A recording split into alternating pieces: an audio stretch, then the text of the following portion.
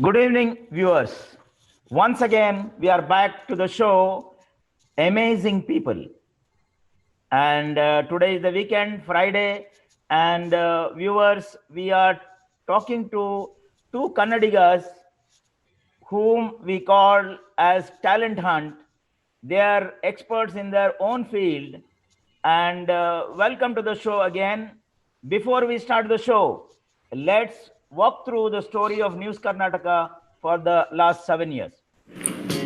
The Spirit Media Group, a media house with a difference and making a difference. We aim to do what Ted Williams says, a well-aimed spear is worth three. The company headquartered in Mangaluru on Karnataka's west coast with a mission to engage, enlighten, empower, enable and serve as a beacon of hope and unity for Kannadigas worldwide is doing that successfully for the last 7 years. It is a crowd-funded media company fulfilling a noble mission. From our shareholders to our employees, our mission is to provide the power of the media to those who need it most, the people, and hence the tagline, People's Corporate. Today, all media products of the Spirit Group have hit their benchmark milestones and are going from strength to strength with your blessings and support. The media brands newskarnataka.com, an English news portal, newskannada.com, a Kannada news portal, are the most loved, trusted, exciting and preferred news websites to come out of Karnataka in a long time. Why? Because they were born out of passion for the truth and constantly live up to their tagline, Truth Endures. Additionally, there is NK a digital TV channel, NK Plus, a weekly e-magazine dedicated to the youth of Karnataka, Karnataka Today, an English monthly publication, and NK Live, the live streaming platform, all of which have already become the preferred destination for consumers, disseminators of information, and brand builders across the world. Village TV commenced in October 2019, slowly heading in creating jobs by engaging journalism and other faculty students across Karnataka in journalism and video editing, fulfilling the concept, earn while you learn. NK Digital Training Enablement Services, NKDTES, a e-learning platform born during pandemic, is gaining clientele for training online and skill development. Spirit Academy of Applied Media Studies, SAMS, is emerging to support the Village TV in creating jobs in journalism and video editing as rural development program. From a humble beginning today, we contribute in a small but powerful way towards promoting positive and ethical journalism, and we stand committed to our mission to engage, enlighten, empower and enable who need it most, the people. And with that, we come to the show, and as we introduced Spirit Media to our viewers and to the guests, we introduce our guest today, amazing people, and it's our privilege to invite them for this show. I will start with Dr. Sudarshan Shetty, presently working as specialist pediatrician at Burjeel Medical Center, Abu Dhabi. He has experience of nearly 20 years, both in India and UAE, in the field of newborn, infant, child, and adolescent care. A MBBS and MD Pediatrics, an alumni of JJM Medical College, Davangere, and a specialist in children with kidney disease, with one fellowship in pediatric nephrology in 2006 from St. John's Medical College Hospital, Bangalore, and the second International Society of Nephrology Fellowship in Pediatric Nephrology in 2010 at Montreal Children's Hospital, McGill University, Montreal, Canada. He was the editor of Karnataka Pediatric Journal, a statewide quarterly journal catering to the pediatricians of the state, and also Secretary, Indian Academy of Pediatrics, Dakshina Kannada chapter in 2007.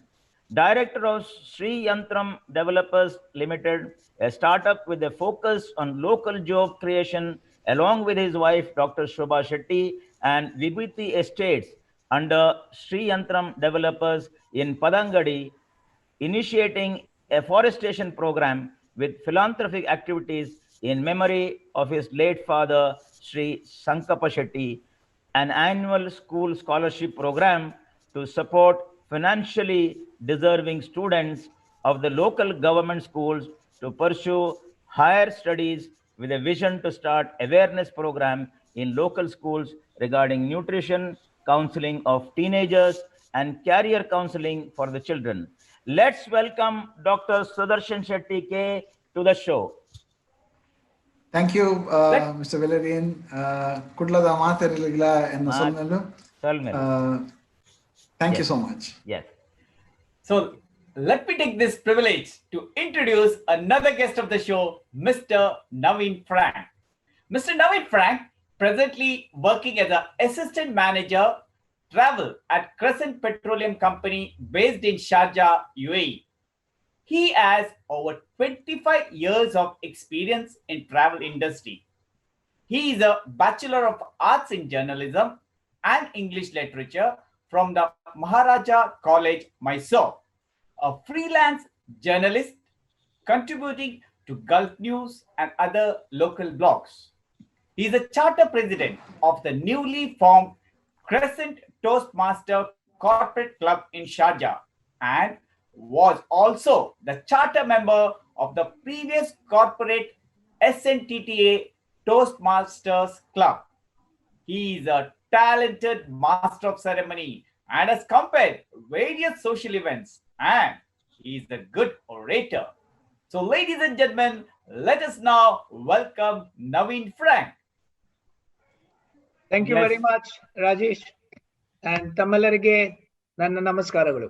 Namaskaralu. And once again, welcome to the show, Dr. Sudarshan and Mr. Naveen Frank. Your first thoughts, Dr. Sudarshan.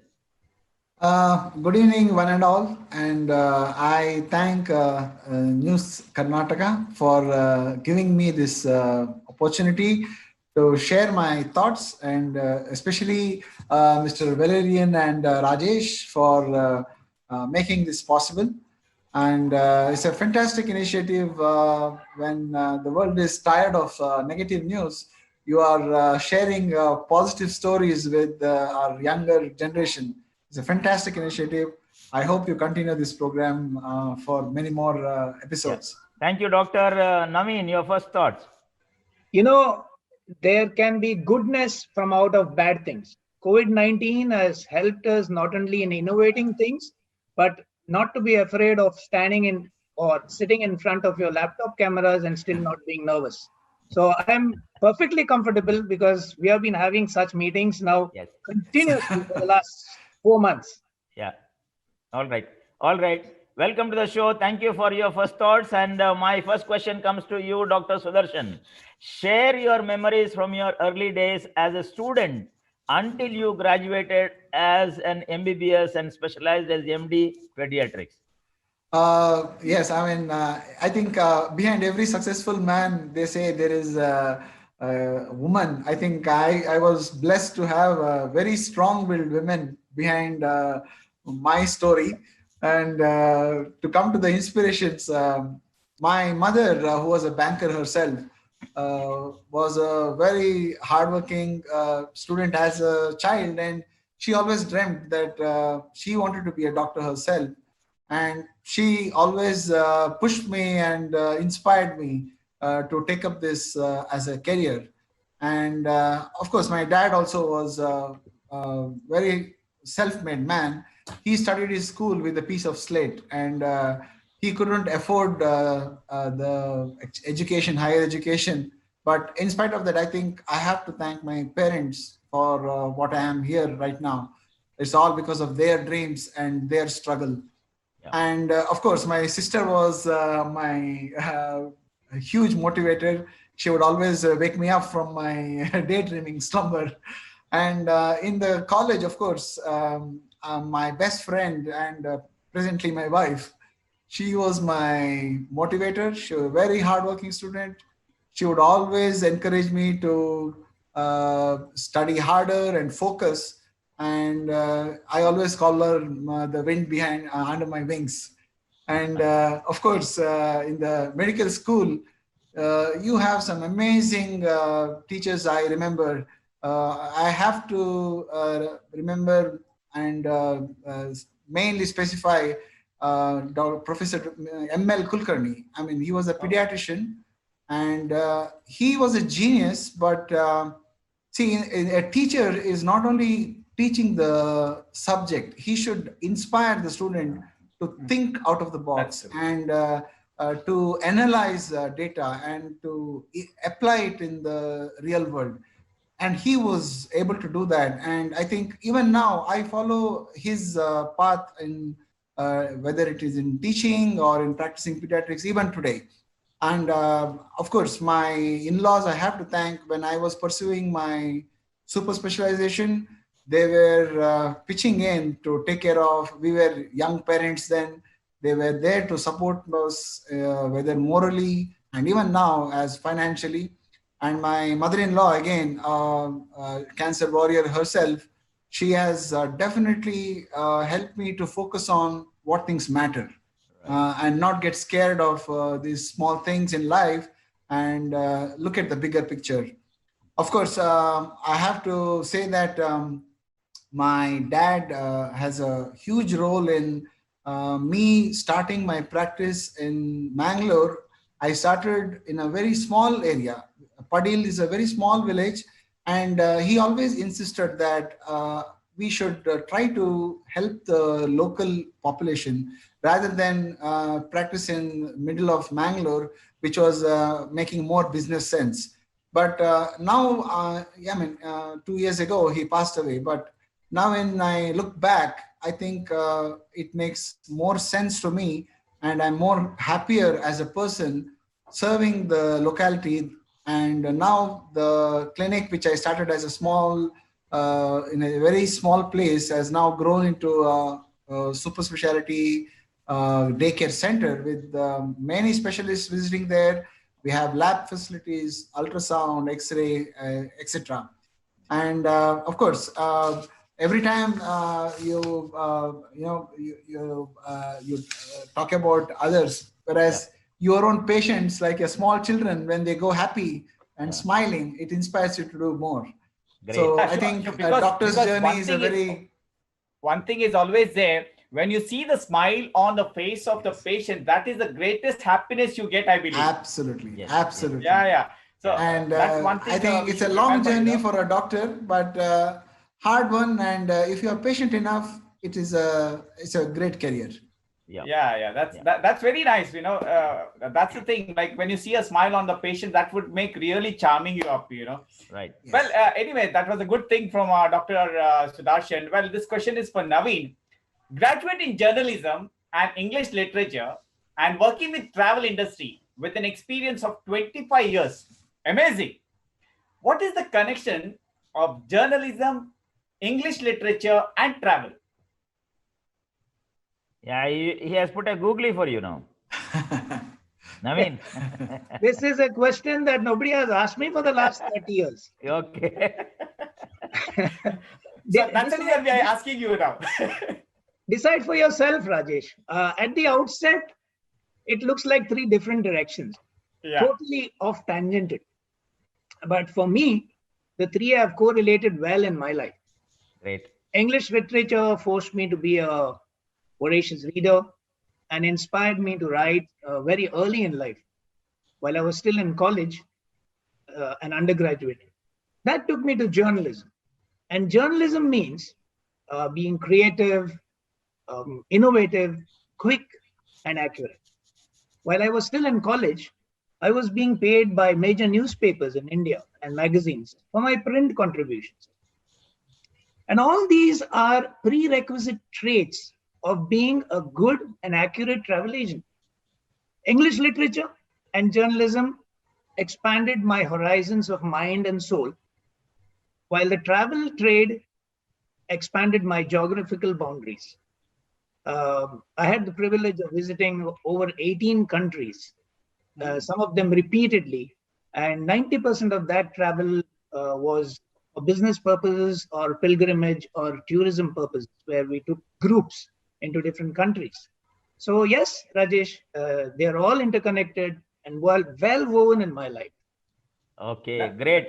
That's very nice. Yeah, Yeah. great. For the youth, those who are listening all over the world for this program, there are two different individuals here of two different trades or practices, and they are going to tell you how they have, woven their life together in different things, and it's a motivation for youngsters. Naveen saying that when he was in the college itself, he was earning by contribution to the print media. And I think if the youngsters, if they have the will, they can do anything. What Yeah, is positive, and they can really, progress in life. And we have Dr. Sudarshan, who has stressed that how his parents, his father, mother, his mother-in-law, and his wife, before she becoming wife and after she became wife, how they have taken care, supported, and this is how people have come up in their life with the support of everyone. So here is something for the youngsters to take a note, that early in the life you can aim positively and reach your goal. And what you, Valerian, what I say is that opportunities come every time. You have to grasp it when it comes, Yes, exactly. Yeah. That is the main thing. When there are opportunity, grasp it and take it. And this is the right thing. And we are here now. We have been doing this talent show to bring up people when they have talents. We are trying to give knowledge to the people from this platform. It's a good platform which we have been giving out some output for the new generation. Right. Yes, let's continue. So now I'm going to Dr. Sudarshan. Being a doctor, what are the challenges across and criticisms?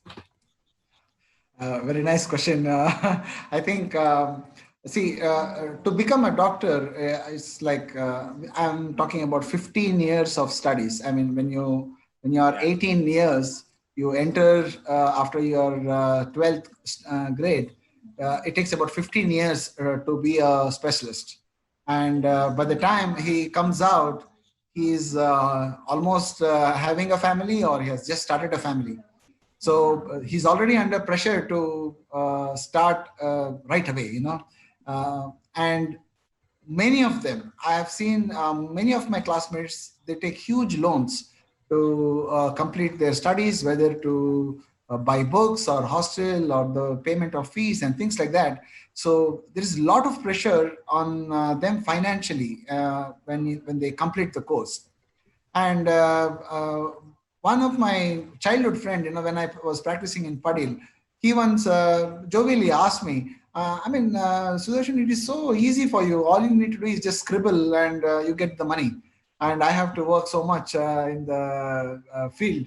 I said, you know what? I have spent 15 years studying to scribble what I'm doing right now. So, you see a lot of friction in the present day with the community abusing physically the doctors for various reasons. Right. Most of the time it is financial reasons, for this kind of a friction. And I feel very sad to see when, without understanding the real story behind, these kind of emotions are not taken care of because of lack of communication or some reason.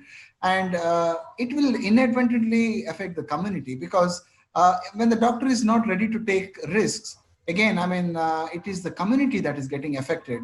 If he leaves out, do you know that in Karnataka alone, there are about 3,000 quacks who are practicing medicine, who have no qualification in any stream of medicine. So when the real qualified doctor is moving away out from the community, and somebody else who is not qualified is treating your community, it's a big risk, it's not good for the community.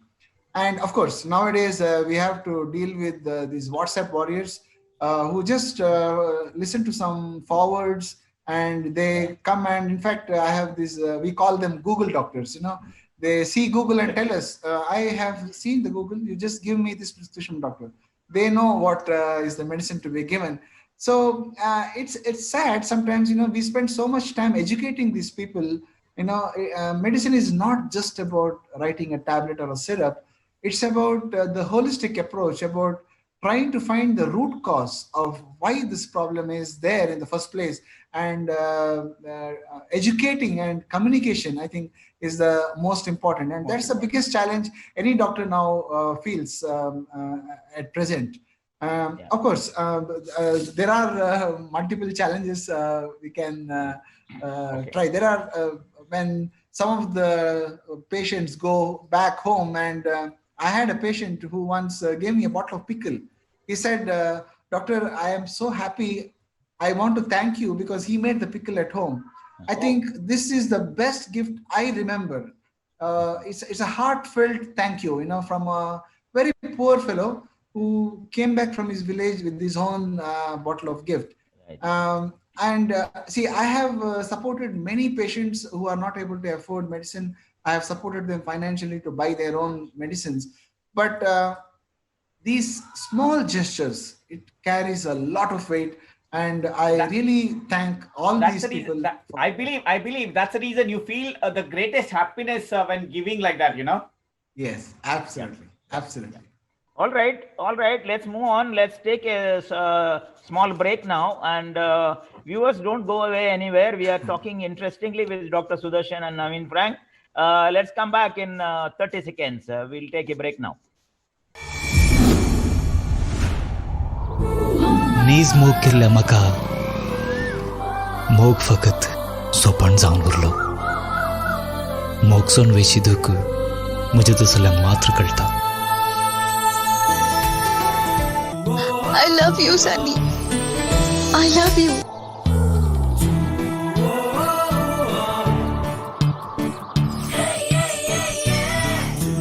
बसना समिना सोया कर्जाची तारा उसोव्या मोगाच्या दगीन लासोया जायवा मिना सोया जायवा मिना सोया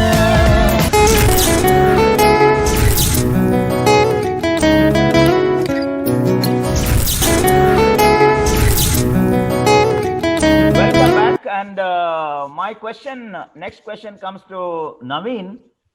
Please share your experience of 25 years in travel industry to our viewers, and particularly to youth, how they can take up this and how they can make their career.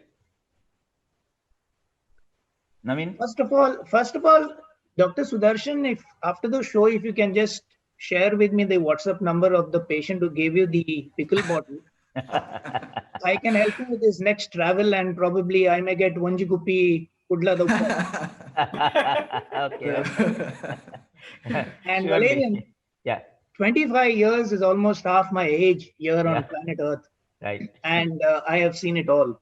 Yeah. From manual fare calculations, manual ticketing, telex messages, manual typewriters, actual mail correspondence. We saw the rapid growth of technology, especially since the last 2 decades. We saw the advent of printed IATA tickets. The telex machines made way to facsimile, what we call it as fax machines. Yeah. Long distance calls became more affordable. Hence, the speed of online confirmations was considerably quicker. Then came the GDS systems, what is known as the global distribution systems, where when you enter a travel agent now, you have this series of young boys and girls sitting down with computers. They are using the GDS systems where you don't have to call the airline anymore. There's a direct link between the travel agent and the air carrier. So we could reserve, confirm, and issue tickets from our own offices. Ultimately, now it is the e-ticket world system that has completely revolutionized air and surface travel. A renaissance, as if I can call it. I have seen it all. The Surat plague and the SARS epidemic, the Iceland volcanic ash. But yes, it curtailed a lot of travel. It affected the travel industry, the business industry. But all these things were all related to specific areas. But the worst of it is, as we are all going through, is the COVID-19 pandemic, where the world got shut down in less than 1 month.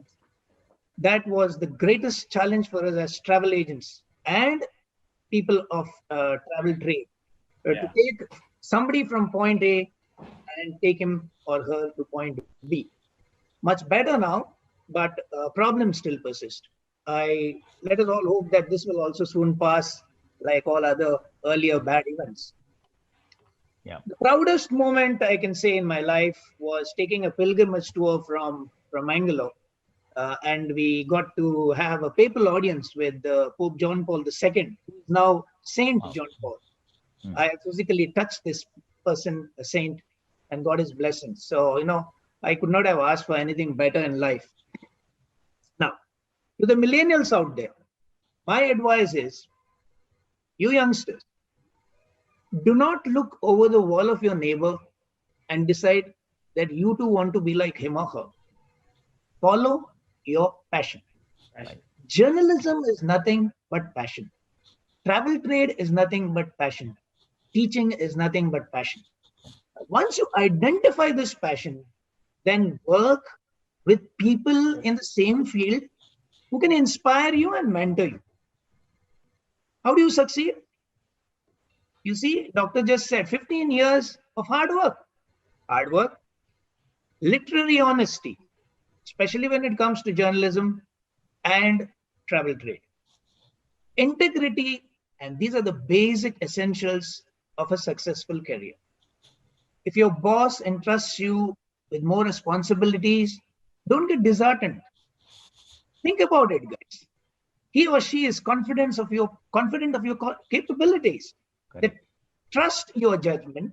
It is up to you to prove and say, yes, I am capable. The other easy way out is a 9-to-5 job. You come back home, but you remain stagnant. If you take early setbacks as challenges, you will be able to face them and overcome them. Okay, that's something great to the millennials who are out there. And what you have to do, follow your passion. That's the thing. What you are passionate about it, just go ahead and do it, because that's the only way you can be successful. Because when you have the passion, you will put your whole soul into it, and then you will become successful. That is the key of the success of anybody. And here are two gentlemen here who are successful in their life, in the trade they have taken, because they are very passionate about it.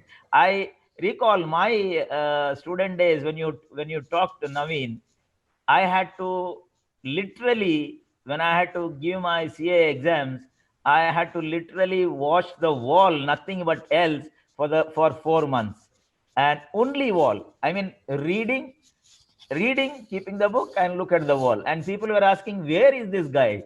And I was only looking at the wall. And that's how I became a chartered accountant. So when you said, when you have the passion, you will definitely succeed, because you will put everything into it. Let's go to the next question to Dr. Sudarshan. Being a doctor in India and overseas, what do you want to say regarding healthcare quality, cost, insurance, awareness, and behavior, and especially during this pandemic? I must say it's worlds apart. Anyway, when my wife and we both finished our masters together, we were very passionate about teaching. So we right away joined medical college, KS Hegde Medical College in Mangalore, Derlakatte. So we had some fantastic time. It was like academic adventure we had. When we left Mangalore, both of us were professors in our respective departments. In fact, after my specialization in pediatric nephrology, I developed the first renal care center for children in Mangalore. And it is an official one where, in fact, I tied it up with the MOU with St. John's, where we had an exchange program where the staff and students could go to each other's college and get trained there. And it was, we have done many things there. We have organized international conferences. I have conducted quiz programs for undergraduates and postgraduates. And in fact, we are both postgraduate guides and examiners as well. But when we moved in 2015 to UAE, it was a totally different realm. I mean, working in a corporate world is a very thin line where you are practicing, maintaining the ethics and saving your job, because that becomes very important, you know. Here, in fact, in this part of the world, most of the medical costs are borne by the insurance companies. So they dictate actually what can be done or cannot be done. It's not the patient or the doctor who decides. I mean, the insurance company allows you or not allows you to take certain tests or take certain medications. But in India, it's not like that. Most of the cost is borne by the patient themselves, whether it is the medicine cost or if it is the procedure, the patients pay from their pockets. But at the same time, see, we have some excellent world-class doctors working in our place. In fact, if you ask me, I will happily go back to Mangalore to treat myself, because I trust the talent in Mangalore much more than anywhere else in the world. And they are world-class. The procedure-wise, skill-wise, everything is world-class there. And the cost of the medicine manufactured with the same company would be 1/10 in Mangalore versus here. And even the procedures, the cost is very, very less in India compared to here. But of course, it's a much smaller population here, and the health department is well off here compared to our country. Of course, it is two different realms, but it's a fact. Here, most of the things, your insurance, as you said, like, you know, everything is covered by insurance. We looked up on the insurance here.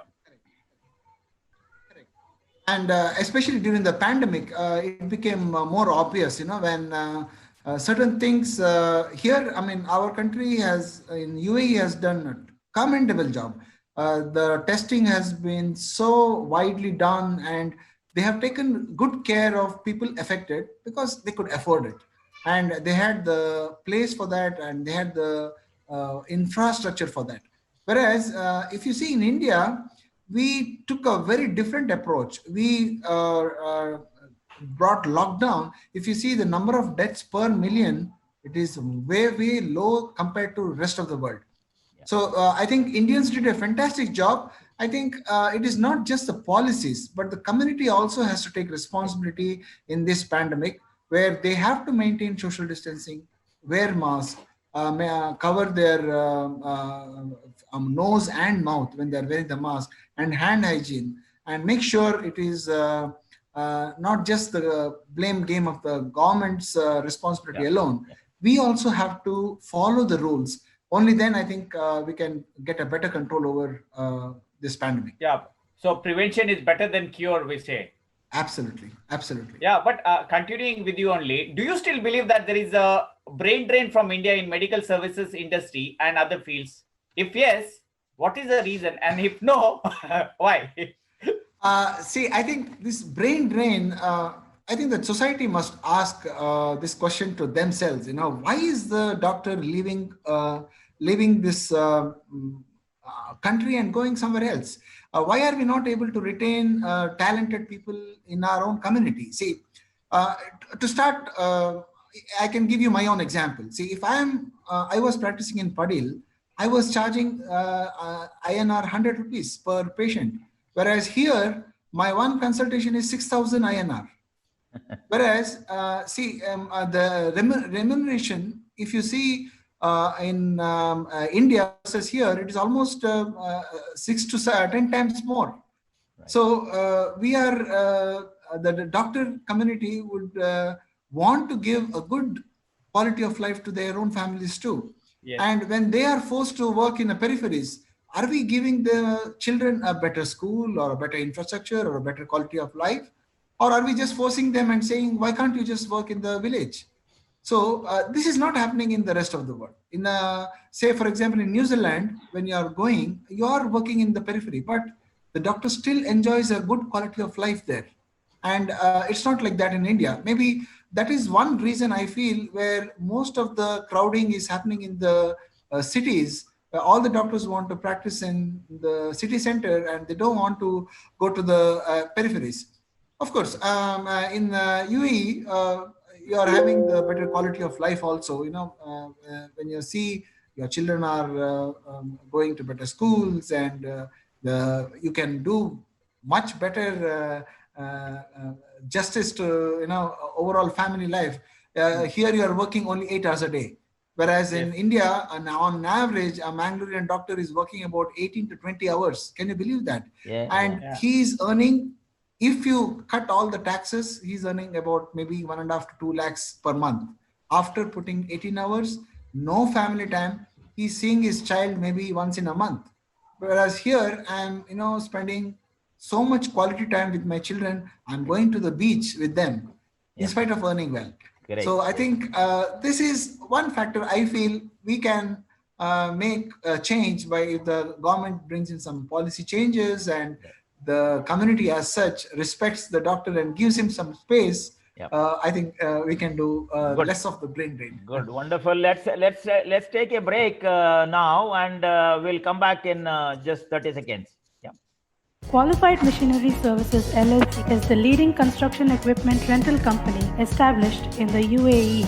We give for rental soundproof generator, diesel air compressor, diesel welding generator, diesel drive tower lights, double drum walk behind rollers, plate compactor, concrete mixer machine, steel bar cutting and bending machines, asphalt cutters, power trowel machine, concrete vibrator, jumping compactor, tile cutter, concrete bucket, sand blasting machine, concrete grinder, cable and distribution board. Qualified Machinery Services LLC, Ajman.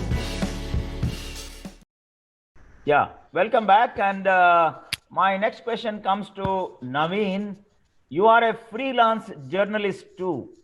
Please share your freelance writing for media and blogs.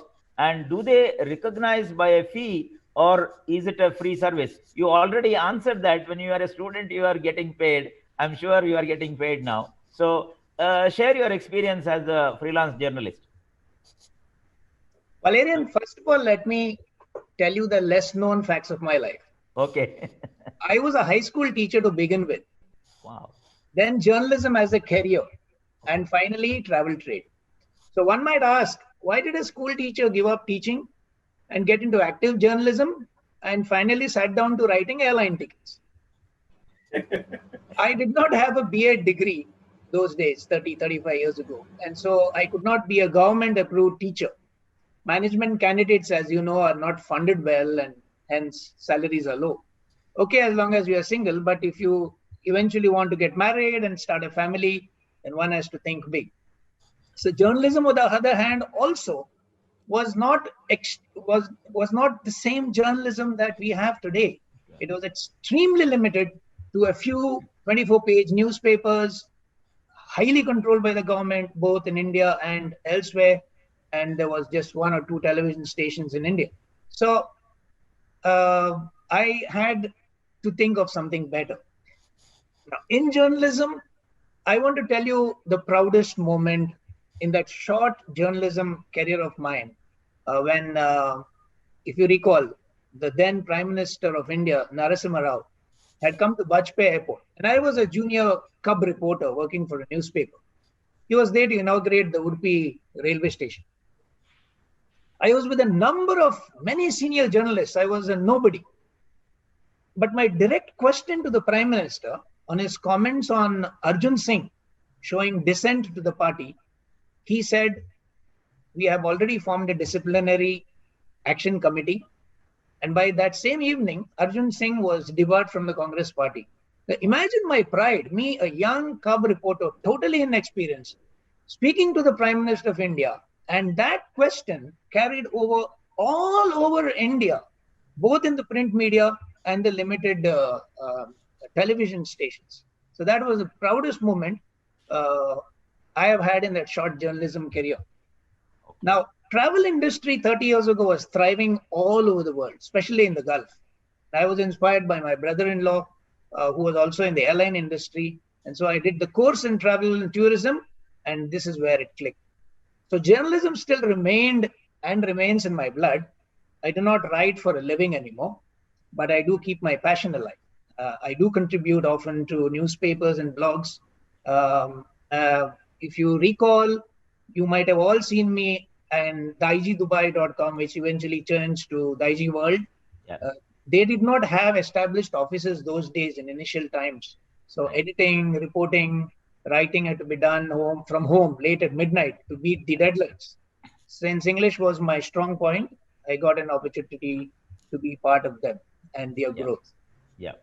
Okay. Well, And maybe soon adding on to you, Naveen. Yeah. Adding on to you, Naveen. Yeah. Yes. Continue, Rajesh. Yeah, you are the current president of Crescent Toastmaster Corporate Club in Sharjah, and also were a charter member of SNTTS Toastmasters Club. May I request you to share your experience as a Toastmaster and how does it improve the personality of a person? Yes, indeed, of course. Just like other social clubs like the Rotary Club, Lions Club, and these Interact clubs, etc. They have charter presidents. Now, this is a very prestigious title to be the first president of a new club and leading the club at its infancy. Although Toastmasters International is gaining popularity, I wish to give you a quick, small introduction of the same to your esteemed viewers. The mission of Toastmasters Club is to provide a mutually supportive and positive learning environment in which every individual member has the opportunity to develop oral communication and leadership skills. Toastmasters started obviously by Ralph Smedley in 1924 in California. It has grown now, although it has got a headquarters still in California. It has grown up to have membership of 345,000 members all over the world, 15,900 clubs in 142 countries. And UAE is part of region 11 that we call, which consists of 4, Jordan, Lebanon, Oman, and the UAE. And we in UAE have 157 individual clubs. And Crescent Toastmasters Club remains the youngest, which started on the 24th of December last year. Toastmasters, for me, has helped me immensely. Rajesh, it is not just public speaking. It allows you to build up your leadership qualities. And everybody in this world is a leader. You may think that you don't have a leadership trait, but you are a leader. When you go home, you are a leader to your wife and your child. They look up to you. So everyone is a leader. So you stand out in a crowd or a community or a corporate world. It helps you to manage time, which is very essential today. And above all, it has helped me to respect the other person, irrespective of how weak or less talented he or she may be. That virtue makes the difference in Toastmasters International. Okay, very well summarized how the Toastmasters, club, develops the traits in you and brings out the leadership in you. And nurtures you and takes you a different world. Wonderful, Naveen. And my next question comes to Dr. Sudarshan. Now, you are a doctor, but why do you want to be an entrepreneur in a different field?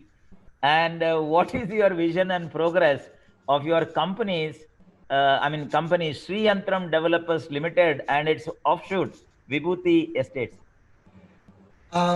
My father passed away a couple of years ago, and he left a huge vacuum in our family, emotionally and otherwise. And that's when my brother-in-law stepped in. I lost a father, but I got a brother. So he has completely changed the way I'm thinking about life as such in the big picture. And he's been my inspiration, my mentor, and at every step he has been guiding me regarding the plans and things like that. And he was the idea behind setting up this company, which I started with my wife, and my mother is also the director. It's Sri Yantram Developers. And the idea was, I want to, my father was always talking about developing the local community. And Sri Yantram has an idea of stopping the brain drain from our area. Right. We are saying, why should youth with talent? We have so much talent in our own community. Why should they go to a city like Bangalore or Mysore when if we can provide them a platform? So we are providing them a platform for startup or any kind of businesses. So Sri Antram has already started a construction of a commercial space. I'm talking about 60,000 square feet of area where they can start any kind of business, and we can help them out because we also have a cooperative bank we have started. And in case they have financial issues, we can even provide them loan and support them. So this idea of retaining the local talent was a real idea behind Sri Antram, and we really wish more people make use of this platform and try to make Padil a center of area. And now, as luck would have it, we have a DC office coming up, and our property is right opposite the DC office, and it is a prime locality. And offshoot of under the Sri Antram, we have developed a Vibhuti Estate. It is in Padangadi near Mudbidri, and I believe in creating a forest-like environment there. We are planting forest trees which are very local to the Western Ghats. We have already planted about 200 plus trees there, forest trees like teak, jack, and things like that. So this year we are planning to plant another 200 fruiting trees, and we are also planning to develop a pond there, natural pond, not for any fisheries, for commercial purposes. Water harvesting. When you build a pond, it also charges the ground level water, and it will definitely help the surrounding farmers as well. Right. So my idea is to build a retreat for Mangaloreans. If we are seeing newer satellite pictures where greenery is completely going out of Mangalore. We are seeing flooding, which was never seen before in Mangalore. And I think maybe at some point, Mangaloreans would want a breathing area. And the idea was to create such a place in slightly outskirts. And it's going to be just 20 minutes drive from the Mangalore city center soon. Okay, great. And kudos to your entrepreneurial, mind, and trying to help the youth with their startups, and giving them a pat if they need the area or finances on, and again thinking of Mangalore and keeping its greenery and conserving water and all those things. Really, it is good thought, and this is something which helps the rural brain drain and rural development. Great, doctor. And my next question comes to Naveen. You are a very talented master of ceremonies and an orator. How many shows you have done so far, and how did you cultivate this hobby and share your memorable show, a mega event? How did you cultivate this hobby? Number of shows, big and small, I have definitely lost count, Valerian. Okay. It started at the parish level as a young teenager. I was bold, could face the audience, was not nervous in front of the girls, and an added advantage was my ease with the English language.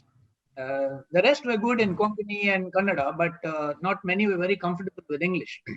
That continued in college, much later in life too. Initially, like any young aspiring man, we begin small. Our salaries are small, and we have to take care of our families and our expenses. It was a very good opportunity for me to earn a little extra money by comparing or emceeing what we call small communion parties, weddings, birthday events, home parties, anniversaries. It was not big. I used to earn about, say, 500 to 1,000 dirhams per month. But that was enough to pay my water and electricity and maybe an occasional new shoes. But as I climbed up in the corporate ladder, time became the enemy. MCing is a very committed profession, especially if you're charging a fee for your services. There's a lot of planning, rehearsals, dress rehearsals, and you have butterflies in your stomach until the show is over. That was simply not possible for me. Hence, I have now given up professional emceeing but I do oblige once in a way to family and friends. The biggest mega event I did was my company's Crescent Petroleum 40th anniversary celebrations at the Atlantis in Palm Jumeirah, Dubai. They were mega, massive celebrities there. So that was the pride of my life. Okay. Great, Rajesh. Yeah, that's very nice to hear, Naveen, because I know I've seen many of your MCs, and it's so nice that the command over the language you're fantastic. Anyways, now the next question is to Dr. Sudarshan. Focusing on Siantram Developers Limited, how you are planning to create local jobs and prevent local brain drain to other cities?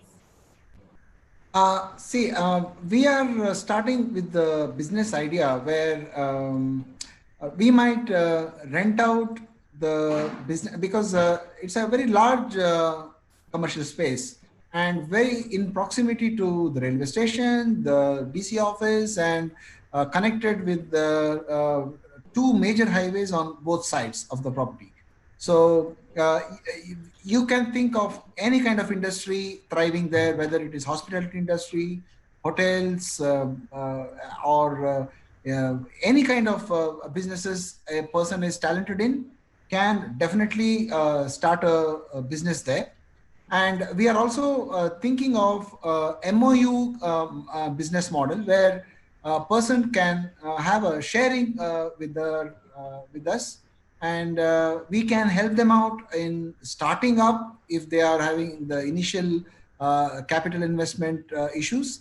And I believe that if the local talent wants to do something, like I say, we have already discussed, hard work, patience, and honesty, I think these are the three important things to do well. And anybody who is patient enough will definitely will make a mark in the market, and he doesn't have to move far away from his family, and he can do the same quality job. Instead of being an employee in an MC, he can might as well start his own startup and provide more jobs under him. I believe that, if you start 10 new businesses or startups, he will provide 10 extra jobs further down the under him, isn't it? So it's going to be a cascade effect. So I believe this will help my local community, and this is just an idea. I mean, it will work out or not. It's a very we good will see thought in the future. No, it's a very good thought. So that's Doctor, I think we as a News Karnataka platform, as a media, surely carry this forward, and I assure you, I'm sure the viewers, the youngsters who are listening to Dr. Sudarshan and his Sriyantram developers, I think you should the youth should take a cue from here, that if they can have the passion to excel, and they do not have the resources, here is a company who wants to support you. And the best part is the revenue sharing model. Wonderful, because this is going to stay in the future. Yes. Because when you provide the space and the finances, naturally, instead of charging something for that, it's something which is happening today during the pandemic, where the malls in the outlets are going in this model. So similarly, because they say, okay, don't pay us the rent, but share the revenue. So same way, that concept is gaining momentum. And I think the youngsters who want to start the startups definitely have to take this cue. And here is a company who wants to support you. I'm sure this will be a successful venture, Doctor. Yeah. And you know what, Valerian? They have got the startup, we have got the media. We all join together and grow up. Yes, Absolutely. Sure. Yes. Absolutely. And let's take a small break now, and we'll come back for the last session. Yeah. Not all water is created equal. We're about to expose what they don't want us to know about our drinking water, and more importantly, a solution to these problems. Enagic makes an ionizer called a Kangen water machine. This machine solves all 5 of the problems. Acidic water is anything below a 7 on the pH scale. And if your body gets too acidic, a ton of bad stuff can happen. Your Kangen machine will make unlimited amounts of alkalized water. After your tap goes through an antibacterial filter, it passes over 8 platinum-coated medical-grade titanium plates. The plates charge the water through a process called electrolysis. It separates the bad acidic water from the new, clean, alkalized water. And it tastes really good. We can't wait for you to try it. Welcome back. And this question comes to you both. Organic farming. Why we must take agriculture seriously and introduce technology in agriculture? Naveen. Yeah, Dr. Sudarshan is a tall personality in this field, and obviously I am with my amateur views. Go into a supermarket today or even a grocery store. You have organic products and the normal stuff. But organic products are so expensive that an ordinary person cannot afford to buy it. Why? Because we are not using enough technology to increase the production of organic farming. That is the main reason. Your mother, your grandmothers like mine was using coconut oil, but the West ridiculed us and said, no, the better alternative is this oil and that oil and palm oil. The result? Millions of lives lost in various unknown diseases. Now, the same West comes back saying that virgin coconut oil is the best. 50 years too late. If you go, some of them eat eggs and they're allergic to it. But if the same nutritive eggs, if they eat what is known as gaun chitanya, nothing happens to them. So it's very clear that something is injected or something is in that egg which is poisonous.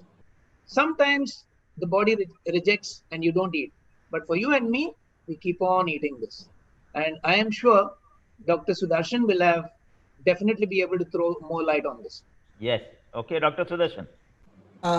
Yes, of course. I mean, what you said is perfectly what I was thinking. It's in my same lines to continue. I feel the way the present we are abusing the planet with the global warming and things like that, I think drought is almost inevitable. And I think we must take preemptive steps right away. And we must support our farmers and agriculturists. And we must move from farming for the sake of farming to smart farming. I firmly believe in that. And in fact, right now in my estates, my aunt is looking after, she's into this Stree Shakti initiative and things like that, where she's in fact educating the populace around her, and they make these unions to make the most efficient way of farming things. Of course, see, the present farmers are facing a lot of problems.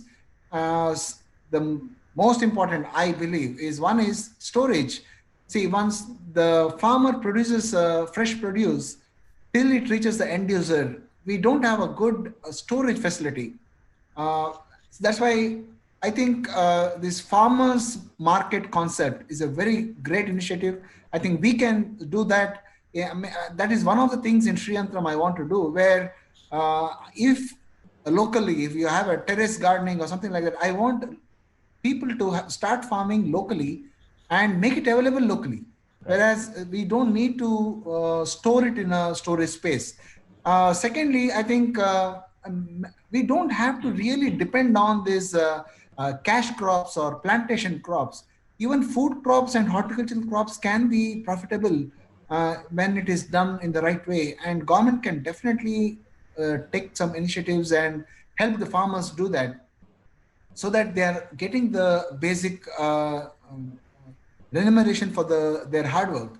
Of course, now agricultural labor is becoming a huge problem. Getting a person to pluck coconut from the coconut itself is a huge issue nowadays. But I think it's a good job, actually. Yeah, yeah, true. But it's very difficult, and many of them want to work in the malls, wear the uniforms, and they are working harder in the malls, but they would prefer working in the city rather than working in the agriculture. I mean, this is what my agriculturist friends say. I think these are all we have to make that ecosystem very, very friendly and very, very lucrative for them to stay back and the job respect, when we respect their work, I think they will definitely do a better job. Yeah. And I think it's our responsibility to save the planet for the next generation, isn't it? Right. It is not that we have to save the planet for ourselves. I think our next generations need this planet to live. If we continue the abuse, what we are going to do, we are not going to save planet Earth at all.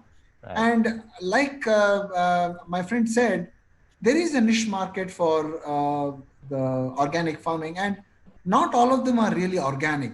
So some of them are using chemicals in a different way.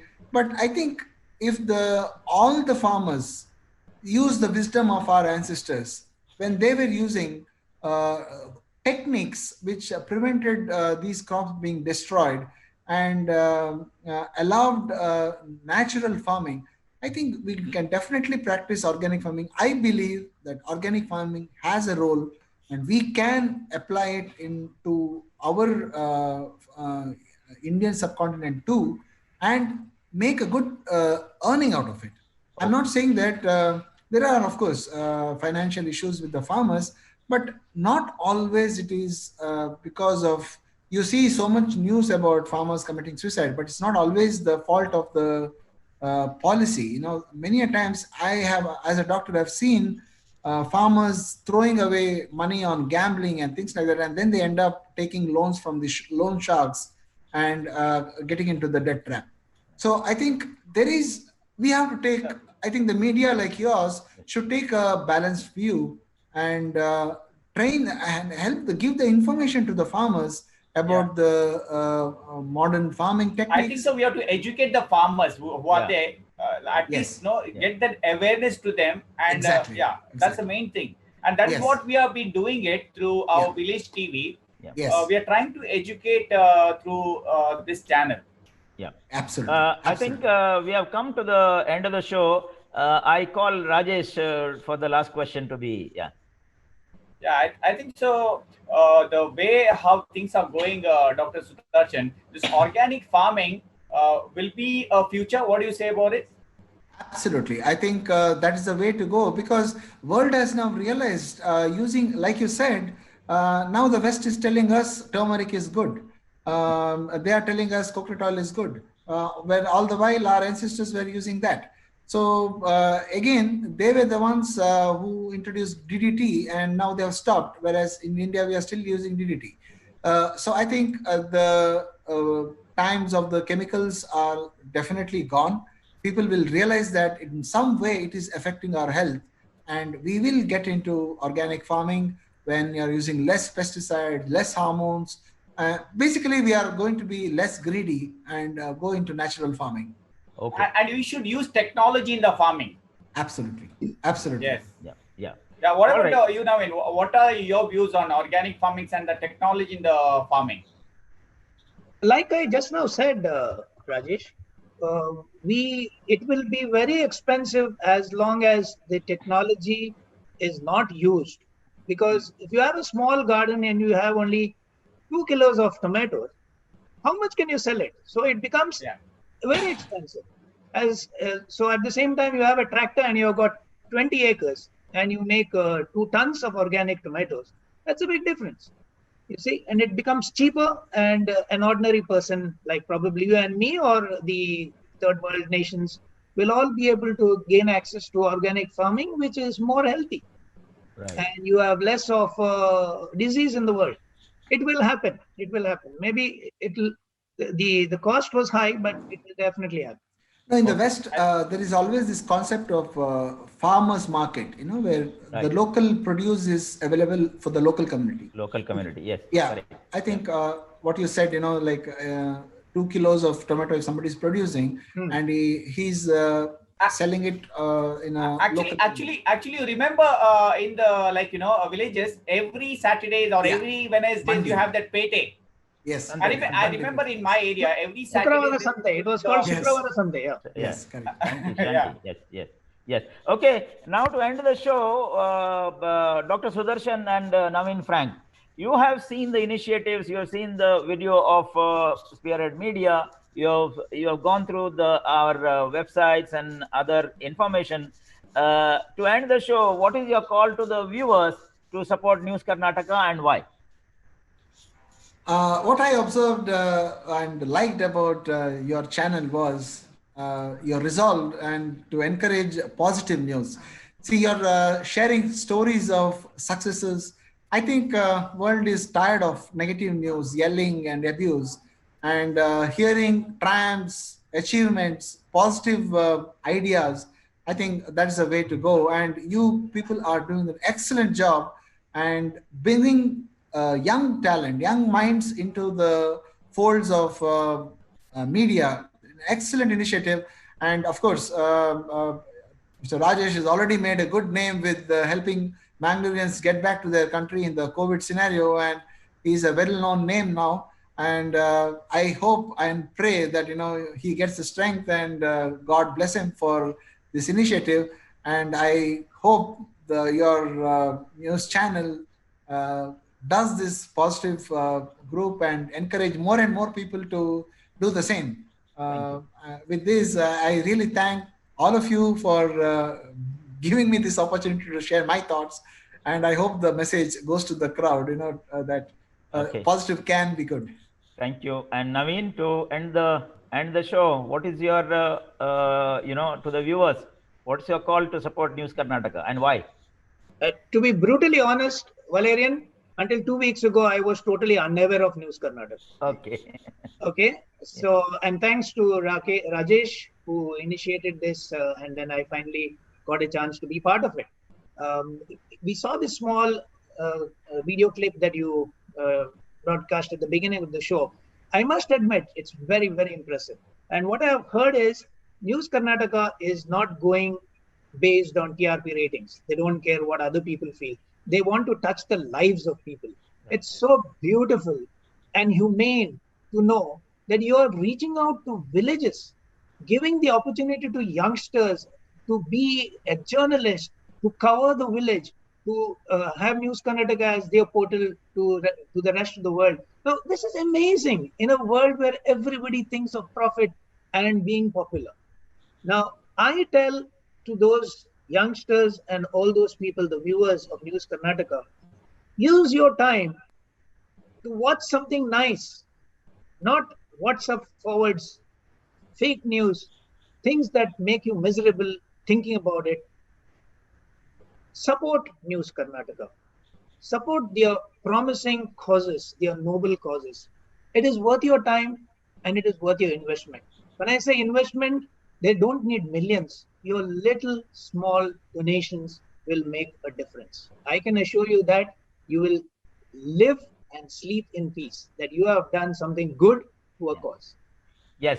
Thank you so much for your call, or I can say clarion call to our viewers and all those who are, want to have a quality journalism, shun away with gossip news, shun away with this negativity because today, wherever you see there is negativity. No, this is where we were born.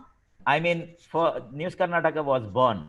And we are continuing that legacy, irrespective of the TRP. As you said, Naveen, we are not at all bothered about the TRP.